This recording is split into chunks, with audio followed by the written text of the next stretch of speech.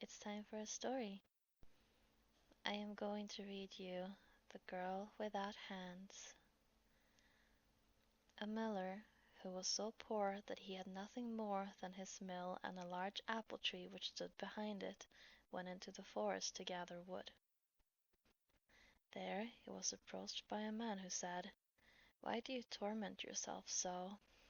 I will make you rich if you sign over to me that which is standing behind your mill. I will come and claim it in 3 years." The miller thought, "That is my apple tree," agreed, and signed it over to the man. When he came home, his wife said to him, "Miller, where did all the wealth come from that suddenly has filled every chest and cupboard in our house?" "I received it from a man in the forest by signing over to him that which is standing behind the mill." "Husband," said the woman, terrified, "this is going to be very bad. The old man was the devil, and he had our daughter in mind, who was just then standing behind the mill sweeping the yard." Now the miller's daughter was very beautiful, and 3 years later, when the devil came early in the morning and wanted to take her, she had drawn a circle around herself with chalk and had washed herself clean.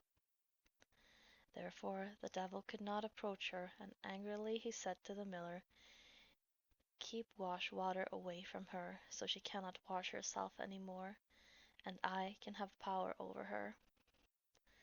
The miller was frightened and did what he was told. The next day the devil returned, but she had wept into her hands and washed herself with her tears and was entirely clean.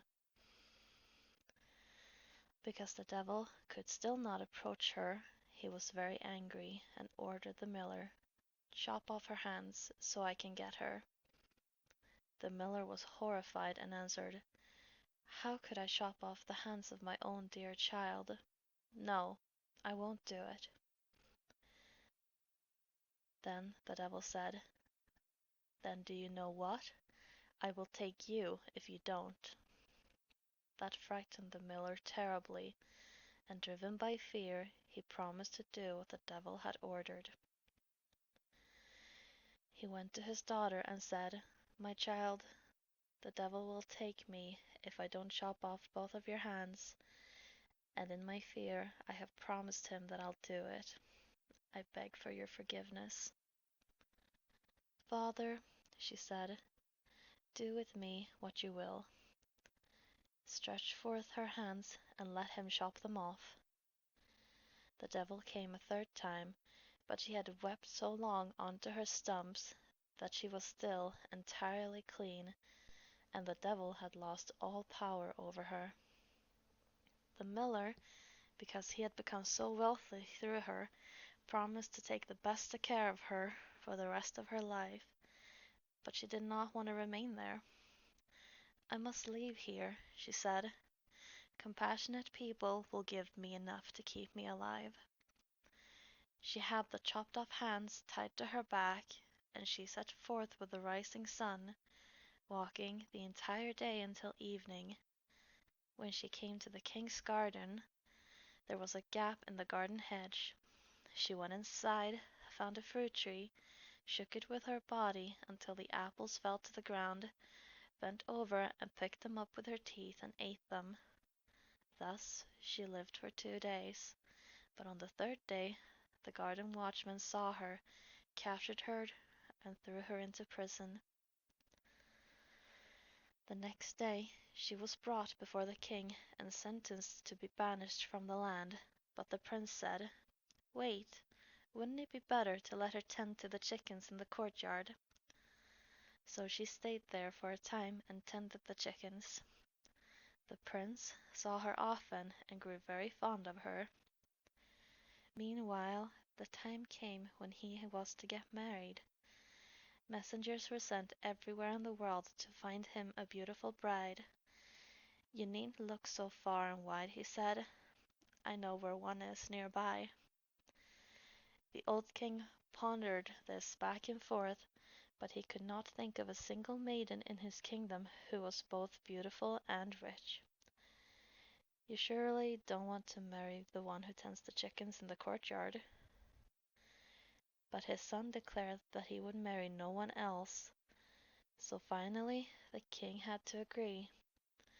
Soon afterwards, he died, and the prince succeeded him as king and lived happily for a time with his wife.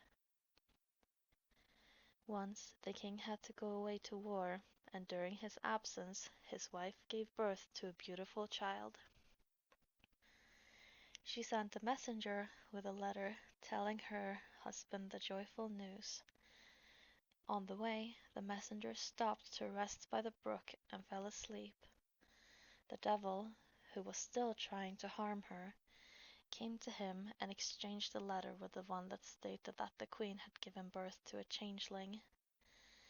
The king was very saddened to read this, but he wrote that the queen and the child should still be very well cared for until his return. The messenger started back with this letter. When he stopped to rest at the same spot and fell asleep, the devil appeared again, this time exchanging the king's letter with the one that ordered the queen and the child to be driven from the kingdom. This had been done. However, much of the people all wept with sorrow. I did not come here to become queen, she said. I have no luck, and I demand none. Just tie my child and my hands onto my back, and I will set forth into the world. That evening she came to a place in a thick forest where a good old man was sitting by a spring. Be so kind-hearted as to hold my child to my breast until I have nursed him, she said. The man did that, after which he said to her, Go to that thick tree over there and wrap your maimed arms around it 3 times. And when she had done this, her hands grew back on. Then he showed her a house. You can live there, he said, but don't go outside, and don't open the door for anyone unless he asks 3 times to come in, for God's sake. Meanwhile, the king returned home and discovered that he had been deceived. Accompanied by a single servant, he set forth, and after a long journey, he finally happened one night into the same forest where the queen was living. But he didn't know she was so close to him. There's a little light from a house back there, said his servant. We can rest there. No, said the king. I don't want to rest so long, but rather continue searching for my wife. I cannot rest until I find her. But the servant begged so much and complained about his weariness that out of compassion the king gave in. When they finally came to the house, the moon was shining, and they saw the queen standing in the window. That must be our queen. She looks just like her, said the servant. But I see now that she's not the one, for this one has hands. The servant asked her for shelter, but she refused, because he had not asked for God's sake. He was about to go and seek for another place for their night's lodgings when the king himself came up and said, Let me in, for God's sake. I cannot let you in until you have asked me 3 times, for God's sake, she replied.